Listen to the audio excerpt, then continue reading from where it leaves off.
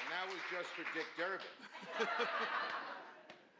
Mr. President, in confirming 235 lifetime judges during your administration, we have made history. Not just in a record-breaking number, but in the quality of the individuals who've been nominated and confirmed. I've served on the Senate Judiciary Committee for some time. As a matter of fact, all three of us have served on that committee for some time. And I think personally I probably reviewed over 1,000 judicial nominees in the committee and on the floor. The record is clear. The nominees of President Joseph Biden to the federal bench represent the best of the judiciary, the best of America. When I became chair of the Senate Judiciary Committee, filling these vacancies and bringing balance to the court was the highest priority. We faced some extraordinary challenges. The first 2 years of the administration coincided with the longest evenly divided Senate in history. And for the past 2 years, Democrats have held only a narrow majority.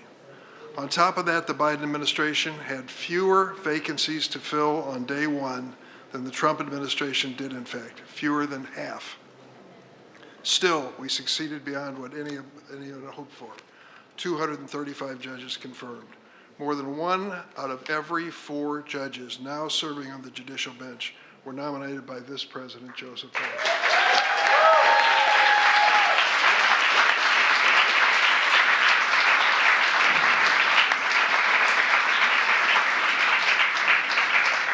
Because of the arcane and challenging rules of the Senate Judiciary Committee, the Democratic members had to be literally sitting in their seats when the roll call was taken for each and every nominee, 235 times.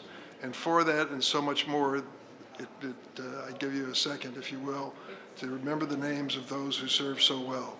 Dianne Feinstein, Sheldon Whitehouse, Amy Klobuchar, Chris Coons, Richard Blumenthal, Mazie Hirono, Cory Booker, Alexei Padilla, John Ossoff, Senator Butler, and Senator Welch. They deserve a round of applause.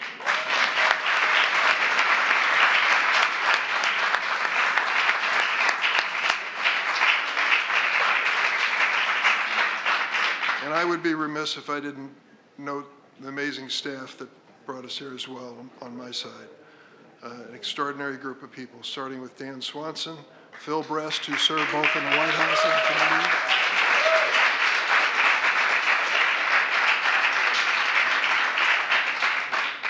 Sarah Bauer, Rochelle Yolandi, Charnel Darnbach, Stephanie Angel, Jess Clay, Malik Simmons on the whips part on the floor, and of course, Joe Zogby, the staff director.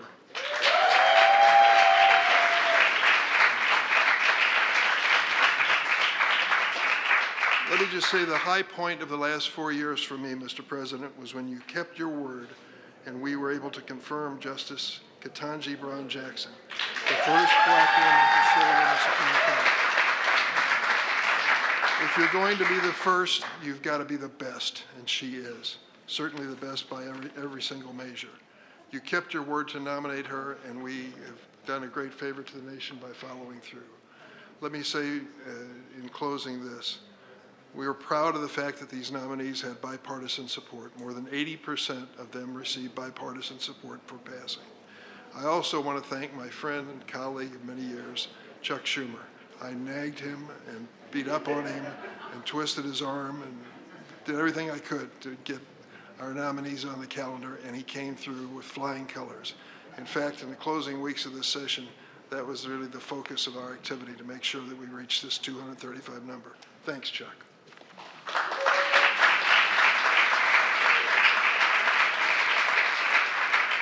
I am grateful to be part of this historic opportunity. These men and women will be serving America for decades to come.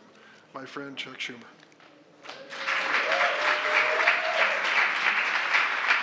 Well, thank you. Thank you, everybody. It's a great day, and I thank everyone for being here. First, let me begin by thanking President Biden. We are here today because of your leadership, Mr. President. With President Biden working by our side, Senate Democrats have confirmed 235 235 judges, more than any majority has confirmed in decades. This is historic.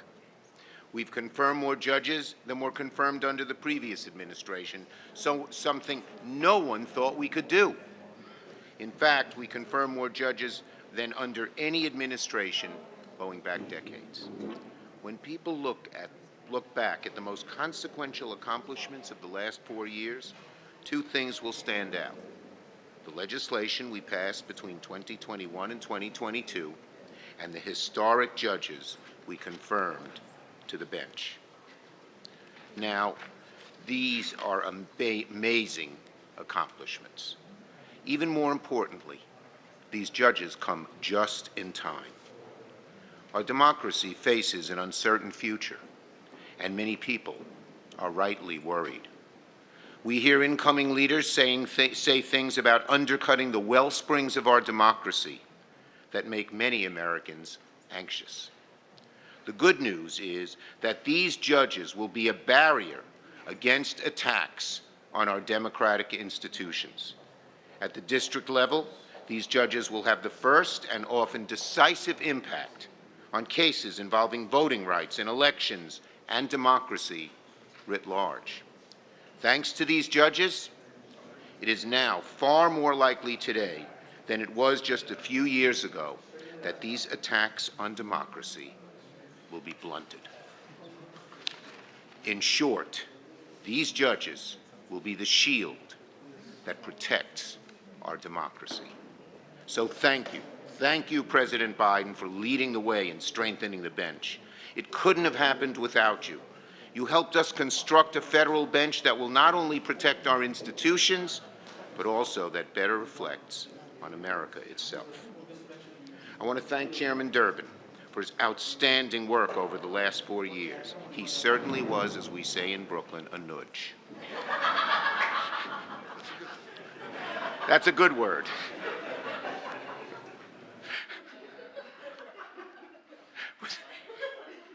Without Chairman Durbin, we could not have confirmed so many judges in such a short amount of time. He's been an excellent and diligent partner every step of the way. I want to thank all of his staff and the judiciary staff and my staff, Evan, who was here, my great counsel, for the great job they have done. I want to thank also Vice President Harris, who helped us confirm many of these nominees by a deciding vote. Many of them were 50-50. And without her being here, and she had to change her schedule, often at last-minute notice, it might not have happened. Finally, thank you to all my colleagues on both sides of the aisle. As Senator Durbin noted, we did have some support from a group of Republican senators, and that helped us. So we thank that as well. Now, it is my pleasure, my sincere pleasure, to turn it over to the person who's led the way in this great effort, our President Joe Biden. Mr. President, what you have done in confirming what you have done in confirming a record number of judges will be one of the most important hallmarks of your legacy, which is, of course, very large and impressive. So thank you for your leadership all these many years. Let us welcome our great President, Joe Biden.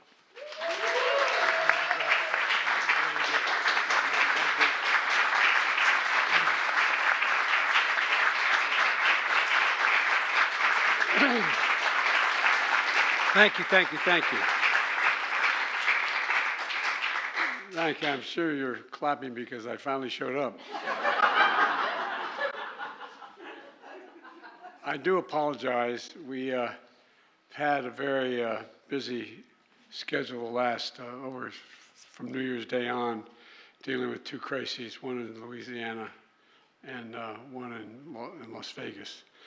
And I've assembled the entire defense and intelligence apparatus of the country in the Situation Room, and we've been spending a lot of time there. But I'm going to take another 2 minutes to talk a little bit about that and then go on to what we're here for. I want to give an update on the investigations into yesterday's terrorist attacks in New Orleans and the truck explosion in Las Vegas. I've just come from the meeting, not just to spend, while we prepare these remarks, better part of an hour. from my Homeland Security team. The number of people killed in New Orleans has risen to 15, including the attacker. 35 people were injured. Today, the FBI briefed me that as of now, we have no information that anyone else is involved in the attack. They've established that the attacker was the same person who planted the explosives in those ice coolers in 2 nearby locations in the French Quarter just a few hours before he rammed into the crowd with his vehicle. They assess he had a remote detonator in his vehicle to set off those 2 ice chests. So there's no question that, remember all the talk about other people were involved, placed in, they have him, they have established he's there, and even established that he had a detonator to explode those ice chests. As I said yesterday, the attacker posted several videos just several hours before the attack, indicating his strong support for ISIS. Federal law enforcement and the intelligence community are actively investigating any foreign or domestic contacts and connection that could possibly be relevant to the attack. And so we're also continuing to investigate whether or not there's any connection between the New Orleans attack and the explosion in Las Vegas. As of now, they've just been briefed. They have not found any evidence of such a connection thus far. I've directed them to keep looking. The individual who rented the truck that exploded in Las Vegas also served as active duty U.S. Army. And the FBI is working with the Department of Defense on investigating, including the service members' possible motives and all those he worked with, who served with him, what things he'd say and do. I directed my team to accelerate these investigations so we have answers to our unanswered questions. They're making every single resource available to get the job done. And we're going to share the facts as soon as I learn them so the American public doesn't have to wonder. In the meantime, like I said last night, New Orleans is a city of tremendous spirit. You can't keep it down. You really can't. And we're seeing that today. The Sugar Bowl is back on. Kickoff is going to take off very shortly. If I don't get this damn thing done, we're going to be in real trouble. And the FBI has handed control of Bourbon Street back to local officials. Security of the area has been reinforced, and they should be open for business later today, the Bourbon Street. People in New Orleans are sending an unmistakable message. They will not let this attack or the attackers' deluded ideology overcome us. None of us should fear that he'll overcome us. We're going to continue to relentlessly pursue ISIS and other terrorist organizations where they are, and they'll find no safe harbor here. I'll continue to provide updates in New Orleans and Las Vegas as the facts develop. Now to the business at hand.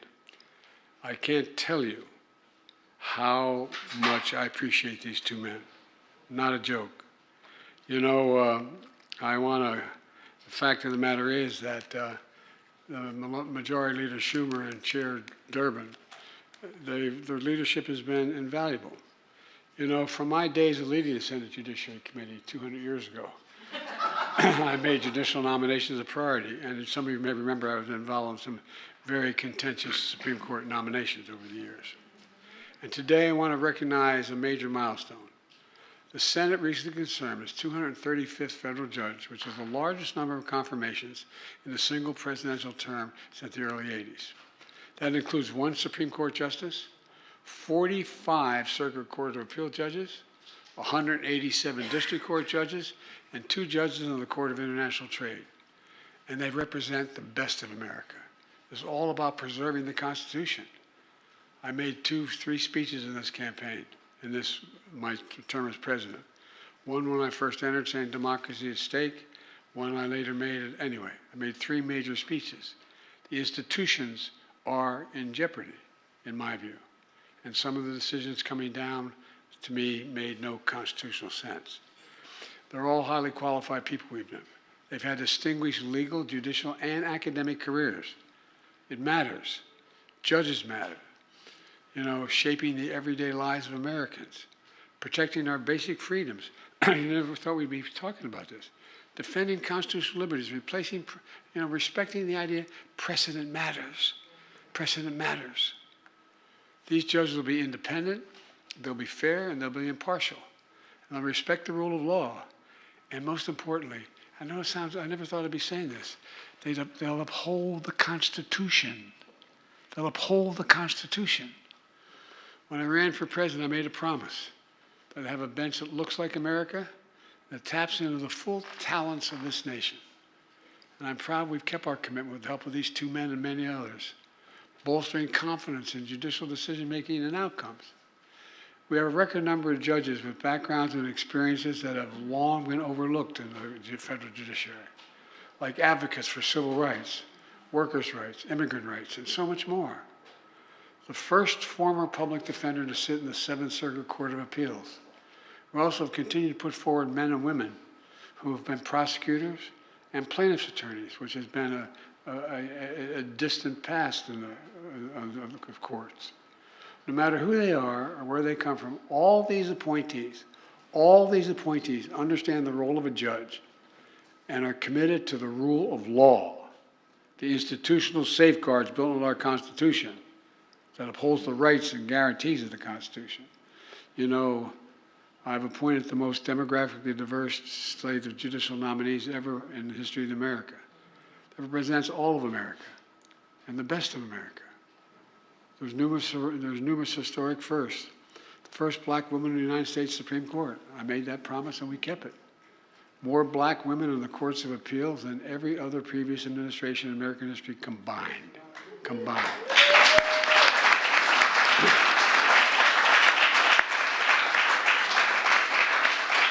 Other historic firsts for Hispanic Americans, Asian Americans, Muslim Americans. The list goes on.